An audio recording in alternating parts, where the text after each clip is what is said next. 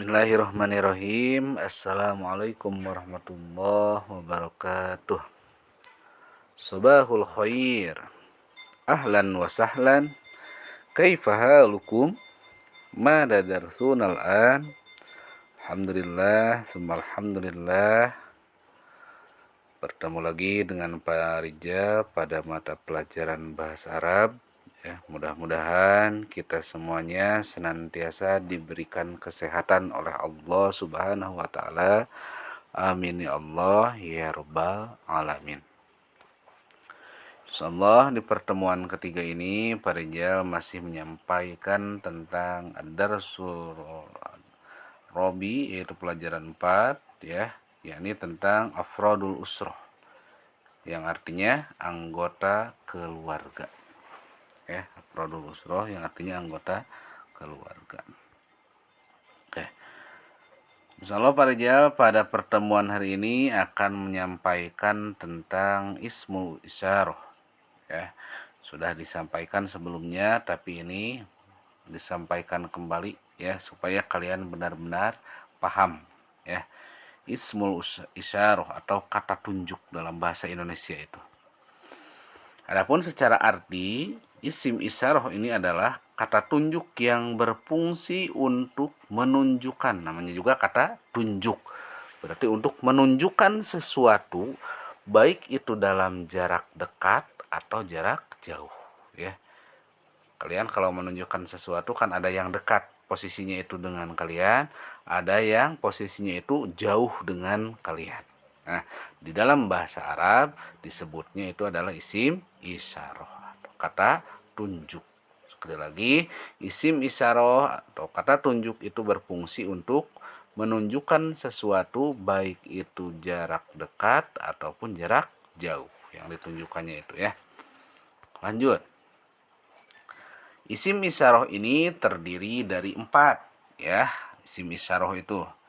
Yang pertama hadza, kemudian yang kedua hadhihi, yang ketiga zalika, dan yang keempat tilka.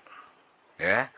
Ingat-ingat hadza, hadhihi, zalika, tilka. Nanti Parja akan jelaskan fungsi dari masing-masing isim isyarah yang 4 ini ya. Jadi ingat-ingat isim isyarah itu ada 4 ya. Hadza, hadhihi, dzalika, tilka. Oke, kita lanjut. Sekarang dalam penggunaan isim isyarah ya. Penggunaan isim isyarah tadi yang 4. Yang pertama untuk hadza, kita lihat ya. Apa itu hadza ya? Hadza itu artinya ini. Dan ini merupakan kata tunjuk untuk hal yang dekat dengan kita, posisinya yang dekat, kata tunjuk dekat. Ya, ini itu. Kemudian yang kedua, hadza ini digunakan untuk kalimah muzakkar atau laki-laki. Ya. Yang ketiga, contohnya ini adalah hadza tilmidun. Ini murid laki-laki. Ya, tilmidun, murid laki-laki. Jadi ini 3 ciri ya untuk memahami tentang hadza. Jadi yang pertama sekali lagi hadza itu artinya ini. Ininya menunjukkan jarak yang dekat dan digunakannya untuk kalimah muzakkar, untuk laki-laki. Berarti kalau penulisan yang tidak ada tunnya. Makanya contohnya di sini adalah hadza tilmidun. Ini murid laki-laki. Ya. Berikutnya, penggunaan isim isyarah yang lainnya adalah hadhihi. Kita lihat apa bedanya. Kalau tadi hadza, sekarang hadhihi. Untuk hadhihi yang pertama itu sama artinya ini dengan hada. Ya. Kata tunjuk untuk menunjukkan yang dekat sama juga. Ya, hadhihi artinya ini, kata tunjuk dekat. Yang kedua cirinya, nah ini yang bedanya. Kalau hadhihi digunakan untuk kalimah muannas. Sekali lagi, untuk hadhihi digunakan untuk kalimah muannas atau untuk perempuan. Kalau tadi hadza untuk laki-laki atau mudzakkar. Kalau hadhihi digunakan untuk kalimah muannas atau perempuan. Kita lihat contohnya. Untuk hadhihi contohnya adalah hadhihi tilmidatun.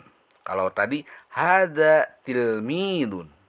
Sekarang karena hadhihi ini digunakan untuk kalimah muannas atau perempuan, maka harus ada tak marbutohnya atau tun, bunyi tun di akhir. Contohnya hadhihi tilmidatun. Apa artinya? Ini murid perempuan. Jadi harus bisa membedakan antara hadza dan hadhihi, ya. Contoh hadza tadi hadza tilmidun, ini murid laki-laki. Contoh hadhihi tilmidatun, tinggal tambah tun di akhirnya. Ya, jangan sampai keliru, ya. Isim isarohnya misalkan menunjukkan mudzakkar hadza, tetapi mufradat di depannya menunjukkan muannas. Contoh hadza tilmidatun itu tidak nyambung. Kalau hadza diikutinya dengan mudzakkar lagi tilmidun. Kalau untuk tilmidatun menggunakan hadhihi. Oke, kita lanjut. Penggunaan isim isyarah yang lainnya yang ketiga yaitu zalika. Ya. Kita lihat ciri dari zalika. Yang pertama, zalika itu artinya itu. Kata tunjuk dekat, kata tunjuk jauh. Jadi menunjukkan yang posisinya jauh dengan kita. Kalau tadi hadza hadhihi kata tunjuk dekat. Kalau dzalika kata tunjuk jauh. Artinya itu. Bukan ini, ya, itu. Kemudian ciri yang kedua, untuk dzalika itu digunakan untuk kalimah muzakkar atau laki-laki. Sama dengan hadza, ya. Dzalika itu digunakan untuk kalimah muzakkar atau laki-laki. Kita lihat contohnya. Dzalika tilmidun. Artinya apa? Itu murid laki-laki. Itu, ya. Awas. Itu murid laki-laki, berarti yang ditunjuk kira-kira karena itu berarti posisinya jauh. Berbeda dengan tadi hadza tilmidun. Ini murid laki-laki, berarti posisinya dekat. Kalau dzalika tilmidun, itu murid laki-laki. Posisinya berarti jauh dengan kita. Selanjutnya, yang terakhir penggunaan isim isyarah yaitu tilka. Kita lihat ciri yang pertama, untuk tilka sama dengan zalika, artinya itu. Kata tunjuk jauh juga. Ya. Ciri yang kedua, ini yang membedakan, digunakan untuk kalimah muannas. Kalau tilka itu sama dengan hadhihi kalau yang tadi. Tilka itu digunakan untuk kalimah muannas atau perempuan. Kita lihat contohnya.